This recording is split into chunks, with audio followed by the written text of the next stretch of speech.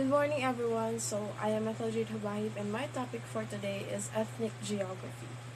Let's talk about ethnicity and race. Ethnicity describes the culture of people in a given geographic region, including their language, heritage, religion, and customs.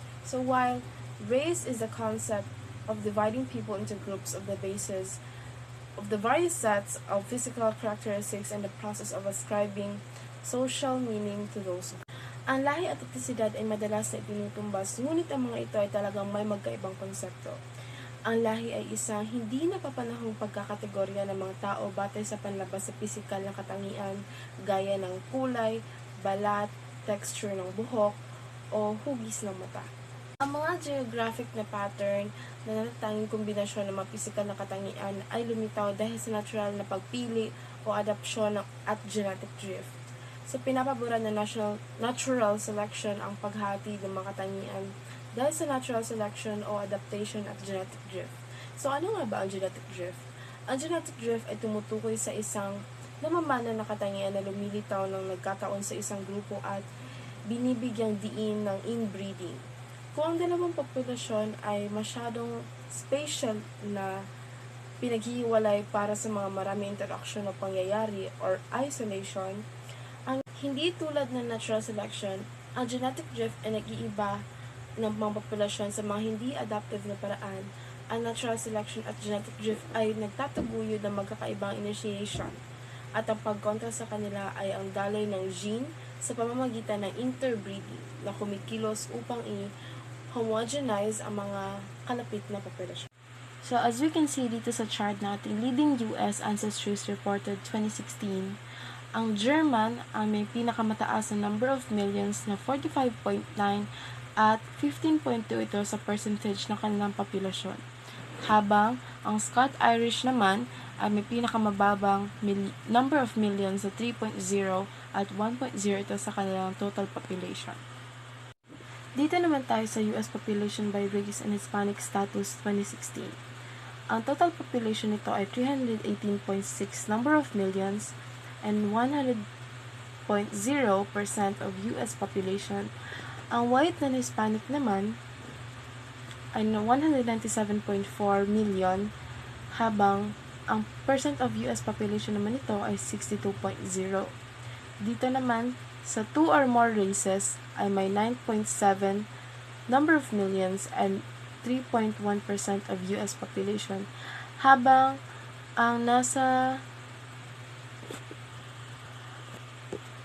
ang pinakamababang number of millions ay ang native Hawaiian and other Pacific Islander, which is 0.6, and ang percent of population ito is 0.2. Ang susunod is ang ethnic diversity and separatism. Una nating tatakal is ethnocentrism and ethnic cleansing. Ano nga ba ethnocentrism?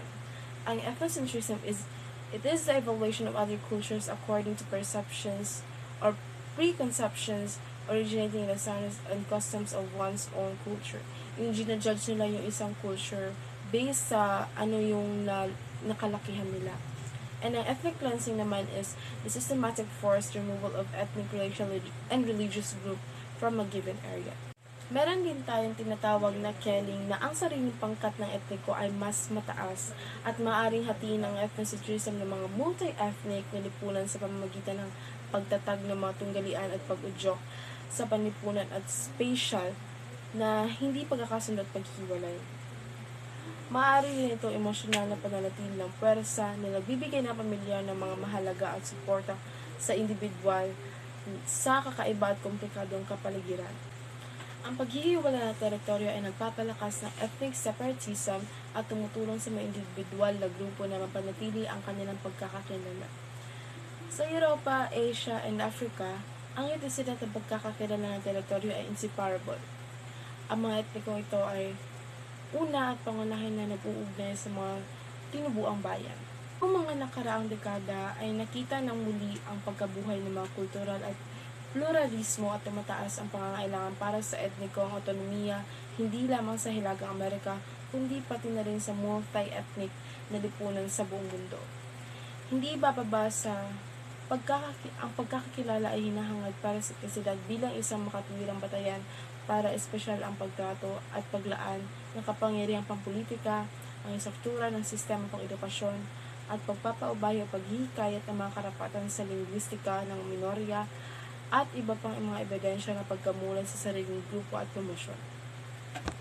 Ang mga nakaraang dekada ay nakita ng muli ang pagkabuhay ng mga kultural at pluralismo at tumataas ang pangangailangan para sa etnikong autonomiya hindi lamang sa Hilagang Amerika kundi pati na rin sa multi-ethnic na lipunan sa buong mundo.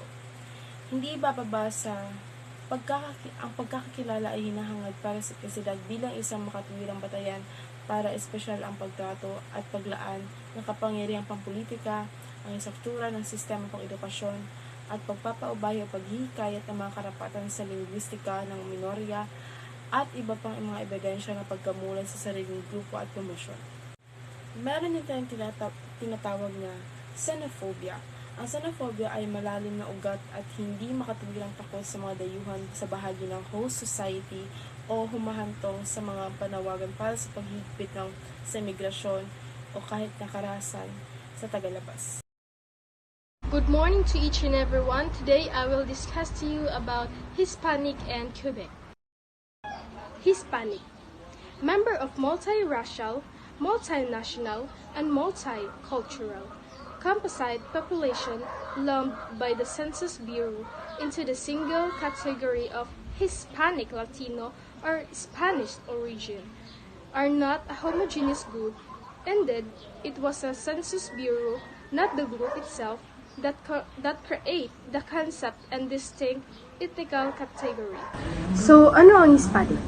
Ito yung taong nagsasalita ng Espanyol na naninirahan sa US, lalo na sa isang may lahing Latin American.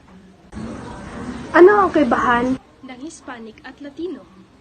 Ang Hispanic ay tumutukoy sa mga taong nagsasalita ng Espanyol at nagmula sa mga populasyon na nagsasalita ng Espanyol, habang ang Latino ay tumutukoy sa mga taong nagmula sa Latin America. Hispanic Americans are a diverse group by commonly categories. They may also white, black, and Native Americans.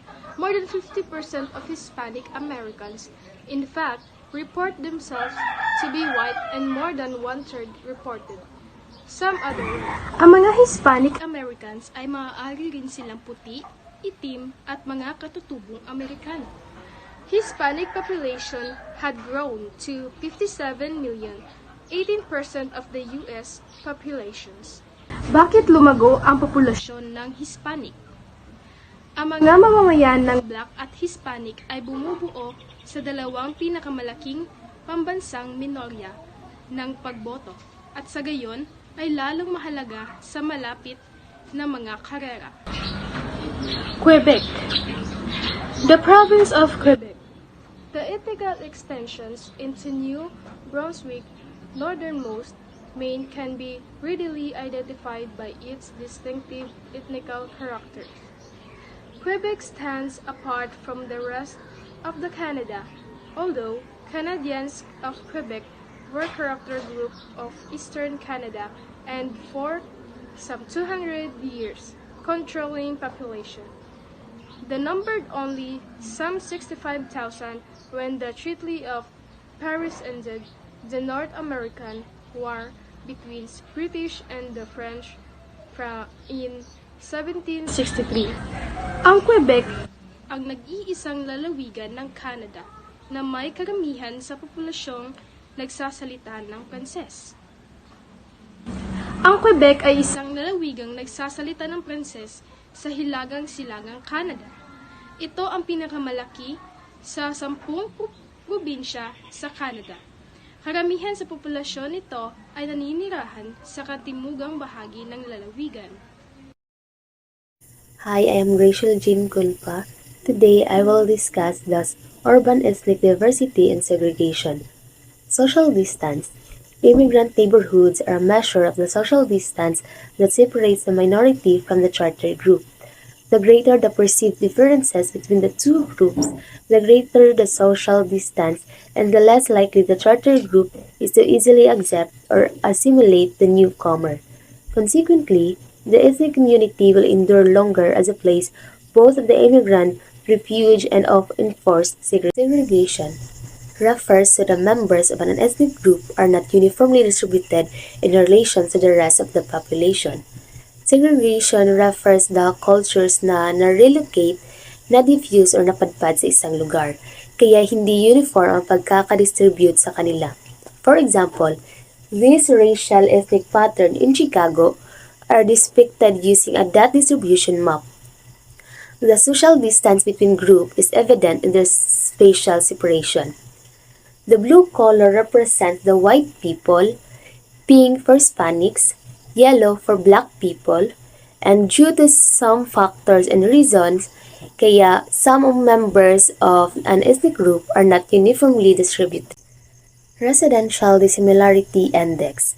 It indicates the degree to which the two component groups of a population are distributed differently across an urban region's neighborhoods. For example, according to the 2010 census, the index of dissimilarity in the metropolitan area was very high.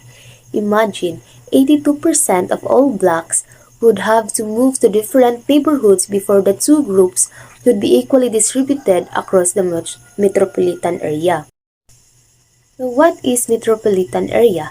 It is a large urban area or developed area containing a core city, developed industries, and infrastructures. Example of metropolitan area are New York and New Jersey. Tipping point. The invasion of charter group territory by the rejected minority proceeds until a critical percentage of newcomer housing occupancy is reached. Ito yung pag-alis ng mga tao sa isang lugar patungo sa ibang lugar. We have two sets of control, the internal and external control. External controls is seen through the attitudes towards minorities by the charter groups and other competing ethnic groups. When the majority culture or rival minorities perceive an ethnic groups as threatening, the group tend to be especially isolated by external blocking tactics designed to confine the rejected minority and to resist its invasion of neighborhoods. The more tightly knit the threatened group, the more adamant and overt are its residents' tactics. When confrontation measures including houses, market, discrimination, threats, and vandalism.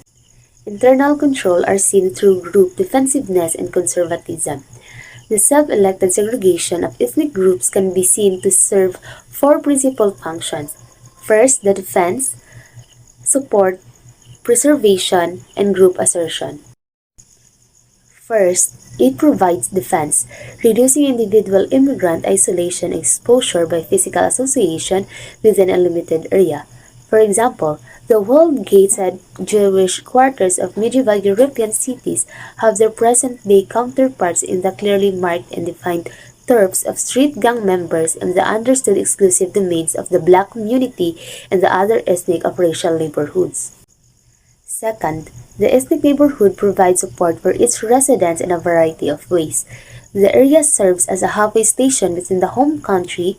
It provides supportive social and religious ethnic institutions, familiar businesses, job opportunities where language barriers are minimal, and friendship and kinship ties to ease the transition to a new society. Third, the ethnic neighborhood may provide a preservation function reflecting the ethnic group's positive intent to preserve and promote such essential elements of its cultural heritage as language and religion. The preservation function represents a fear of being totally absorbed into a charter society and desire to maintain those customs and associations seen to be essential to the conservation of the group. For example, Jewish dietary laws are more easily observed by the exposure to potential marriage partners within the faith is more certain in close-knit communities than when individuals are scattered. Finally, ethnic spatial concentration can serve as a base for group assertion, a peaceful search for democratic political representation. For example, voter registration drives and political candidates drawn from ethnic neighborhoods represent concerted efforts to promote group inserts at all governmental levels. Colonies, a country or area under the full control of another country. Example, someone who helped start a settlement in a new land. But nowadays, colonies are rare, but still exist as non-self-governing territories. As categorized by the United Nations, examples include Bermuda and British Virgin Islands. Ethnic enclave is a geographical area where a particular ethnic group is spatially clustered and socially and economically distinct from the majority group. It is usually used to refer to either a residential area or a workspace with a high concentration of ethnic firms. Their success and growth depends on a self-sufficiency and it's occupied with economic prosperity. Chinatown is one of the examples of ethnic enclave. Ghetto, a part of a city, especially a slum area, occupied by a minority group or groups. For example, an area of a city, especially a very poor area, where people of a particular race or religion live closely together and apart from other people. Ethnoburb is a suburban residential and business area with a notable cluster of a particular ethnic minority population. Although the group may not constitute the majority within the region, it is a significant amount of the population that can greatly influence the social geography within the area because of the cultural, religious, traditional values exhibited. Example of ethnoburbs is the Box Hill Central because it contains a sizable Chinese population. Transnationalism, a greater degree of connection between individuals, communities, and societies across borders, bringing about changes in the social, cultural, economic, and political landscape of societies of origin and destination. For example, the growing number of native-born American citizens who choose to live in Mexico for family business or economic reasons. Culture rebound, a belated adoption of group consciousness and reestablishments of identifying traits. This may reflect an attempt to reassert old values and to achieve at least a modicum of social separation. For example, the wearing of dashikis, the popularity of Ghanaian origin in kente clothes, or the celebration of Kwanzaa by American blacks seeking identification with African roots are examples of culture bound.